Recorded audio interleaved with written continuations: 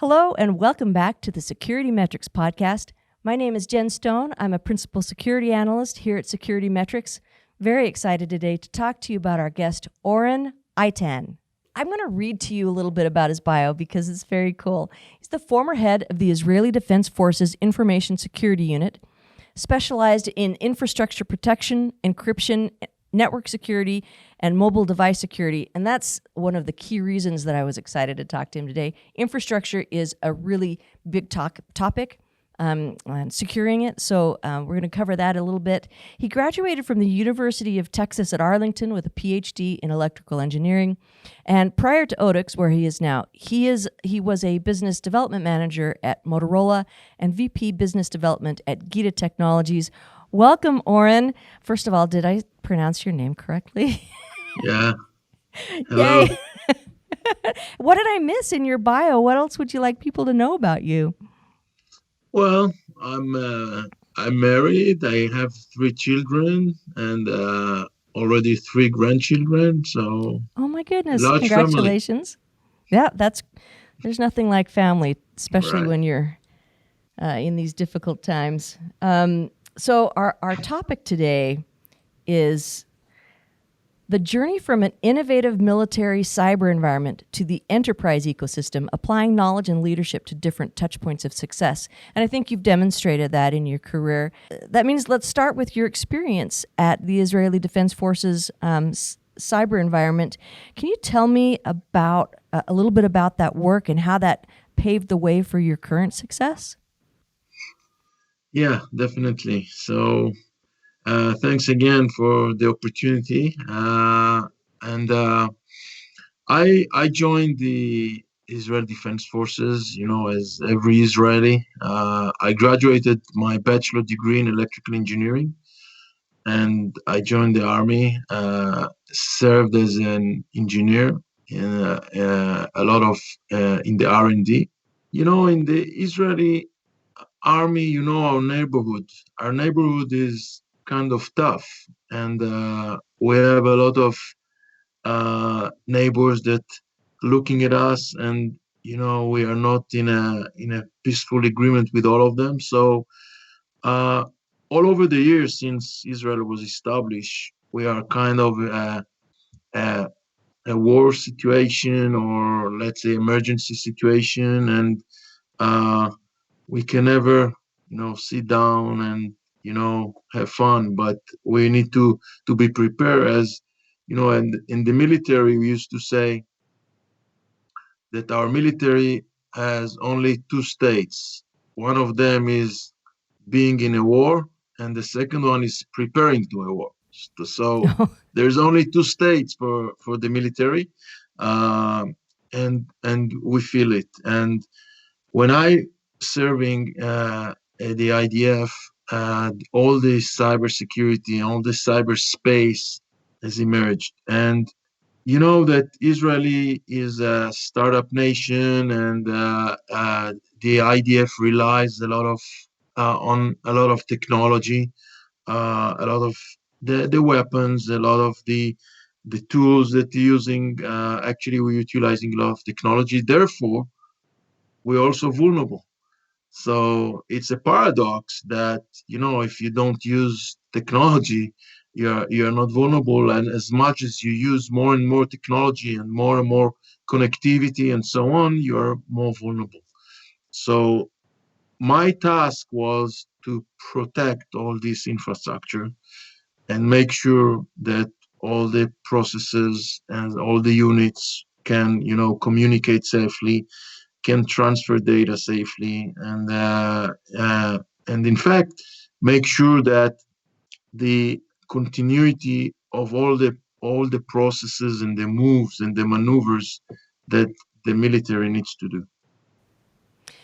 I'm glad you said that about continuity. A lot of times in cybersecurity, we get focused on the confidentiality piece without recognizing that availability is a very clear part of cybersecurity. It isn't everyone's focus because it isn't necessary in all environments, but it certainly would be in a war situation or in a military. Uh, and what you said about technology, I heard someone speaking earlier today about technology, and they're not sure. Well, is technology hurting us or is it helping us? Well, I don't think that's the right question. I think the right thing is we have technology. In what way do we leverage it to help us with our situation? Yeah, I definitely think that technology is helping us. Technology is there, and we are doing great things with technology.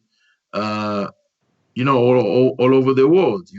Technology is there. If you look at the starting from the smartphone for the personal usage and going all the way for data systems and the communications, and technology is great. So I think also in the military, people shouldn't be afraid of using technology because they make them vulnerable. They need to know how to use the technology and make all the benefits from this technology, but make sure that they do it in a secure way, and protect their infrastructure and protect themselves. But I wouldn't give up the technology because of the chance that I might be vulnerable. And I think it's only good things about technology. Excellent. So a lot of times people don't think about the military as a place where innovation happens, but you were in research and development, and it sounds like what you're saying is that innovation was essential to what you were doing. Is that how you see that? Oh yeah, absolutely. If we go back to the 80s, uh, the last uh, century, uh, also the military led the market in communication. The most sophisticated communication system were military systems. And then when the cellular systems emerged, that was the point where the civilian market was ahead of the defense and military market, because they saw the potential, and then they got the lead in communications over the military. The military is still, you know, ahead with, let's say, secured and immune communication and so on.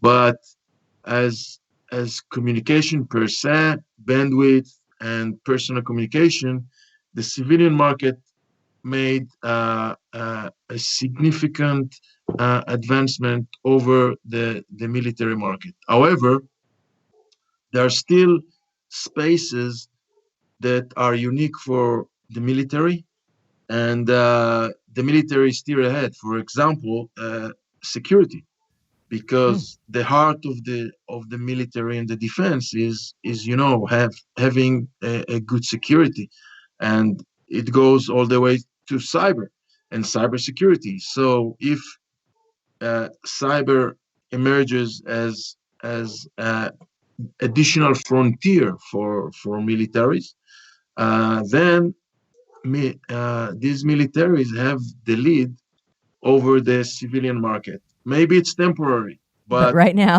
that's where uh, it's at. you're right. But because we see that uh, a lot of hackers, a lot of cyber attacks, and a lot of events are actually part of, the civilian market as well. So it become also very common, and it become also obvious that the civilian market will adopt a lot of the advanced technologies of cybersecurity and then advanced doctrines of cybersecurity, as militaries and defense forces are using. And so at this point, I think still, the uh, the militaries. It's not only Israel. I think the advanced forces all over the world, uh, they're struggling with the cybersecurity, and they need to be two steps ahead of the hackers. And in their case, hackers, are state level or nation level, so they have a lot of budget, a lot of resources, so they are obviously more, sophisticated, more complex attacks, and then you must be very creative in order to protect yourself. And I think that has as specifically applicability to critical infrastructure. When we think of critical infrastructure, so recently in the U.S. there was people are downplaying the attack because nothing bad happened, but there were people who were able to get into the Tampa, Florida water treatment and put in unsafe amounts of chemicals, and then the person who was watching it reversed it immediately and said, "Oh, nothing happened. It's fine." But I think that's probably the wrong way to look at it. Probably the right way to look at it was somebody was able to breach that system and make something happen that should not have been able to. So first of all, maybe people don't even know what would be classified as critical infrastructure. How would you characterize critical infrastructure? I think the right way to characterize critical infrastructure is by defining the potential damage that can be caused by hurting this critical infrastructure.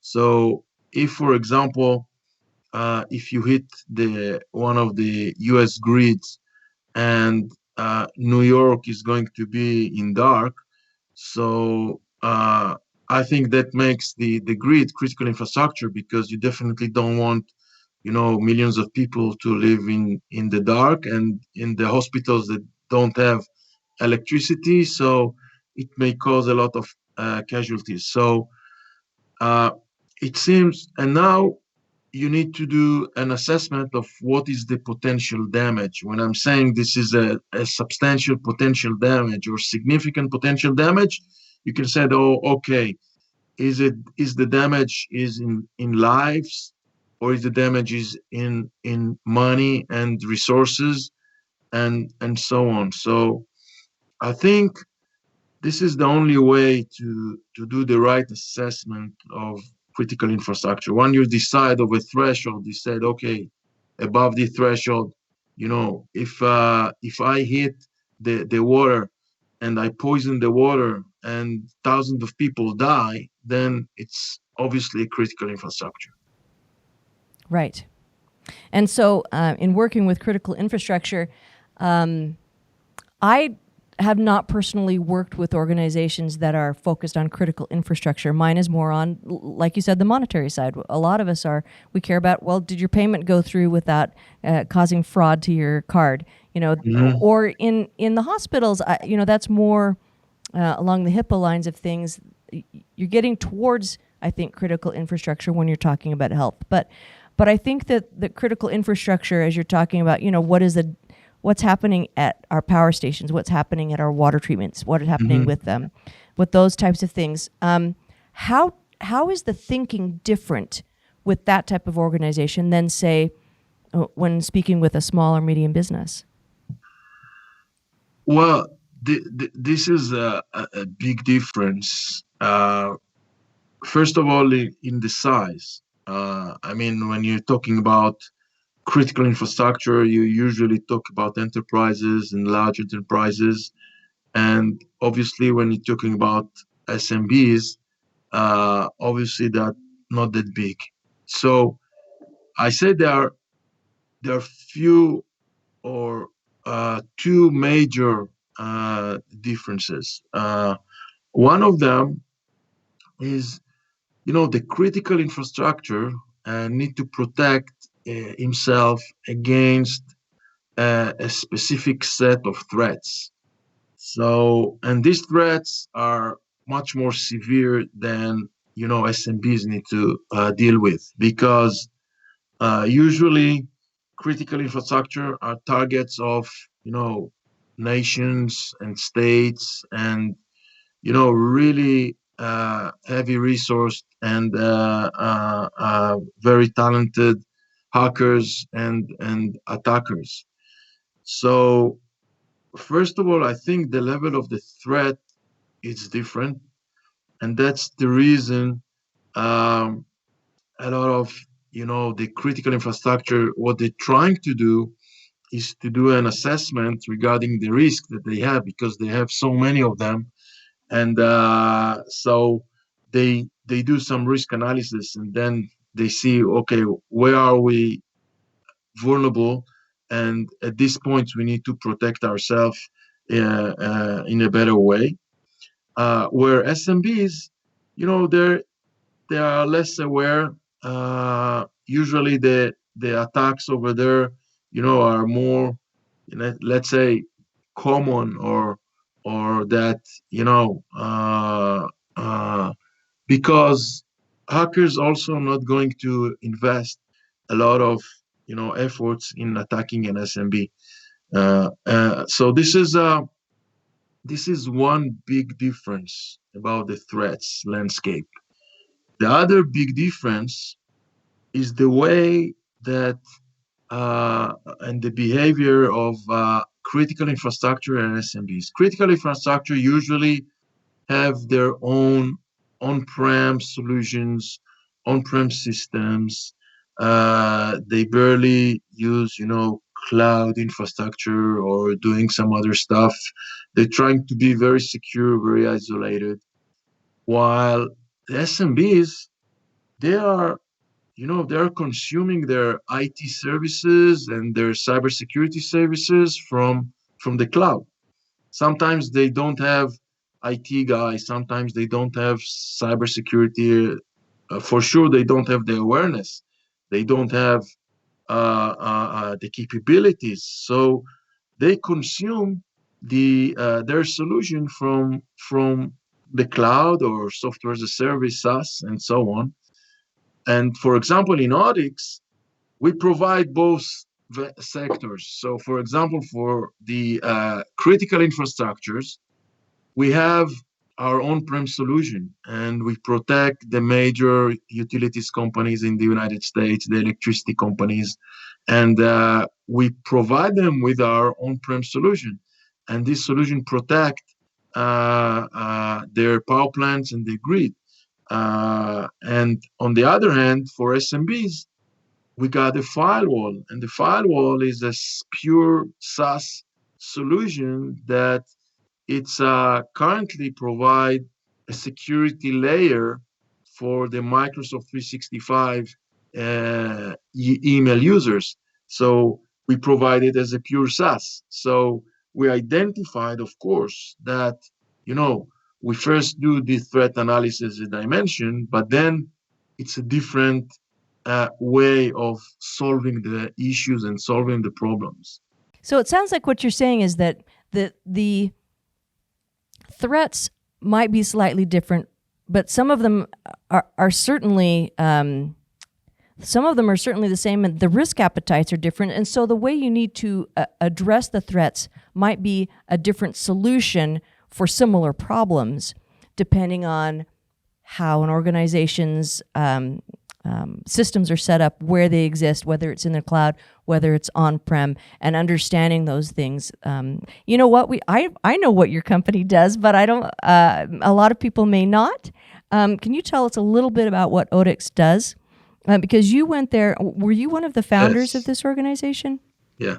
Tell me a little bit about what you do and how you do it. Okay. So what we do, and not moving too much into the technical area, we're looking at the files, because files are one of the major payloads that hackers like to hide the malware within the files. Mm-hmm. And now files, are very common, as attachment for emails. There's downloadable in the internet, the files that are uploaded to organizational website and so on. So we find out that the files are still a major attack vectors for hackers, both for critical infrastructures and also for SMBs, and in fact for any size of enterprise. And we developed our own unique solution that is able to sanitize files, is able to disarm the file from the malware, regardless of the malware type. And this is make us so special because we're completely agnostic to the malware type. We do what I call deep file analysis. We break the file to the smallest component, and then we do analysis on each part of it, and then we reconstruct this file again only from the good portion. So we completely agnostic if there was a malware, and we may even don't know that the malware was there. We simply ignore it, and we provide you a fully functional file that you can use it. You can do whatever you want with it, and the malware is behind you. So this is very unique.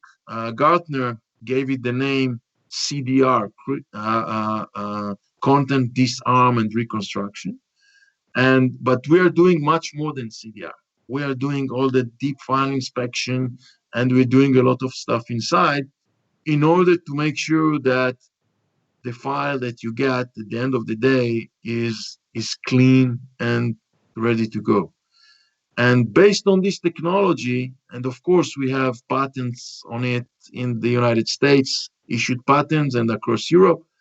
Based on this technology, we develop our products both for the on-prem and for the SaaS software as a service. So that's really interesting to me because our last guest talked about social engineering and how clicking on things in email, clicking on files, and then downloading malware is such an easy way in for attackers.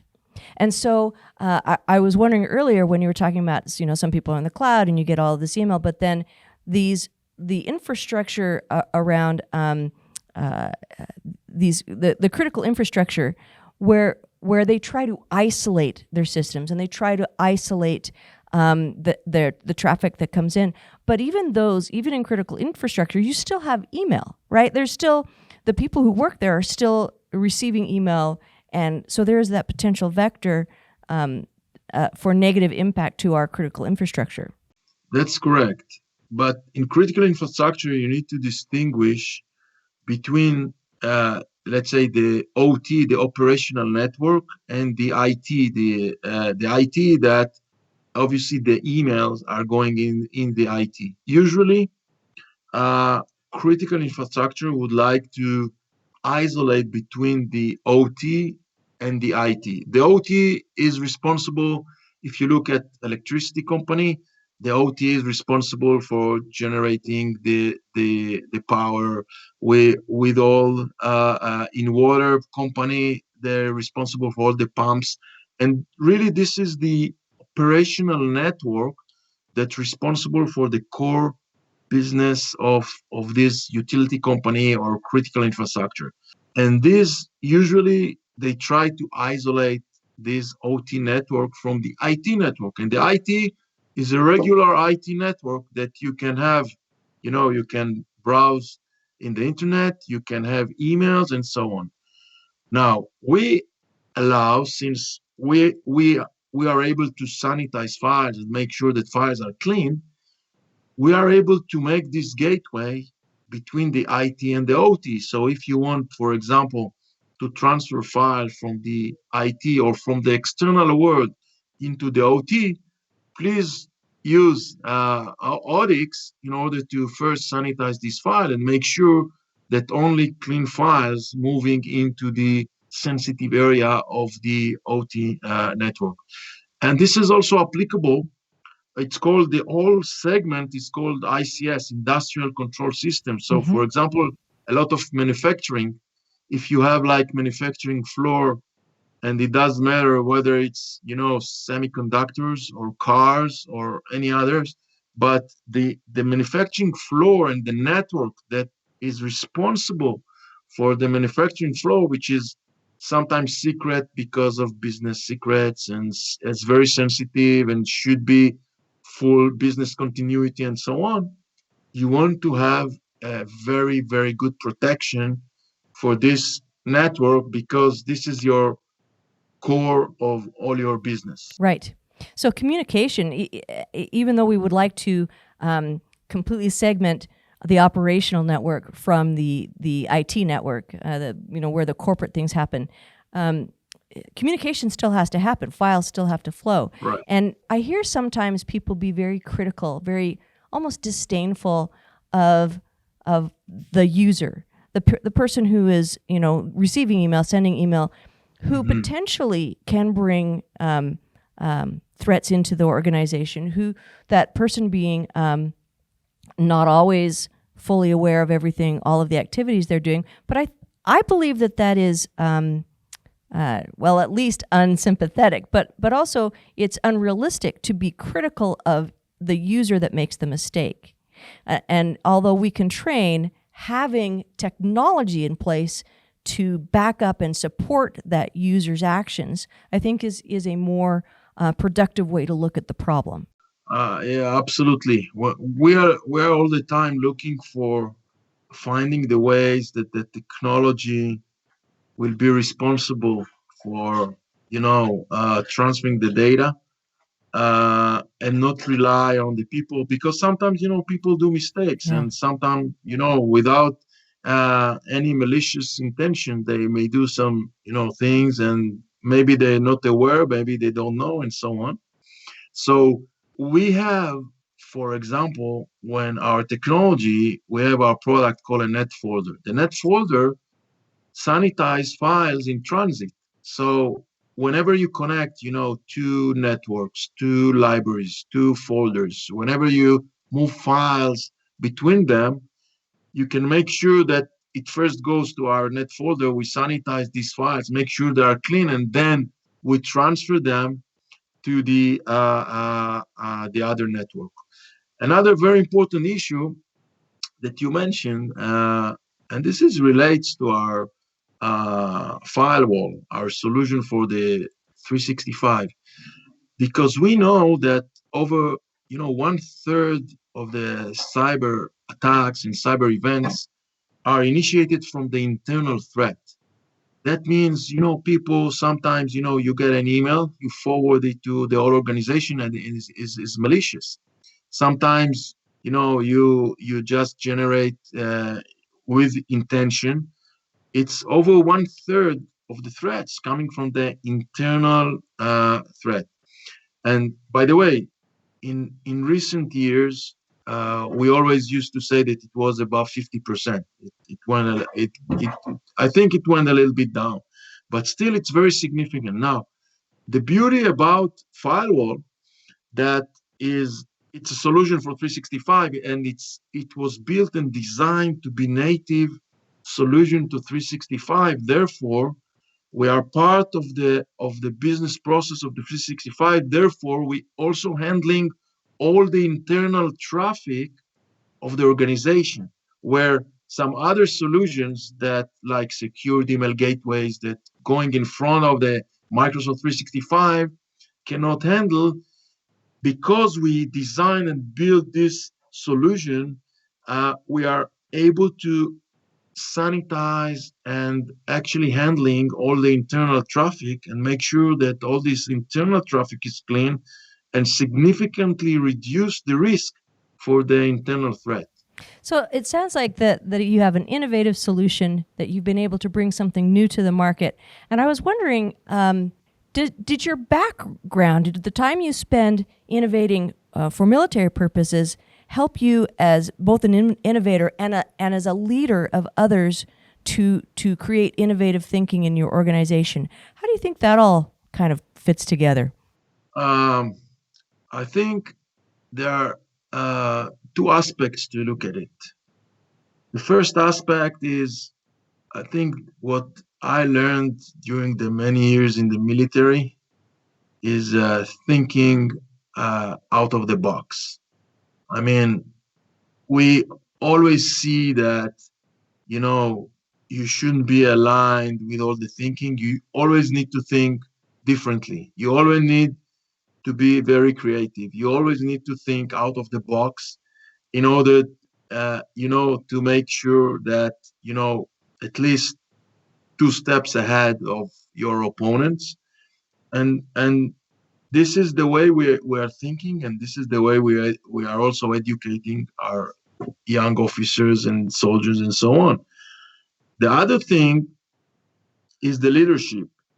That means that, okay, I'm now the leader. Look at me, and I'm an example for you because I'll show you the way.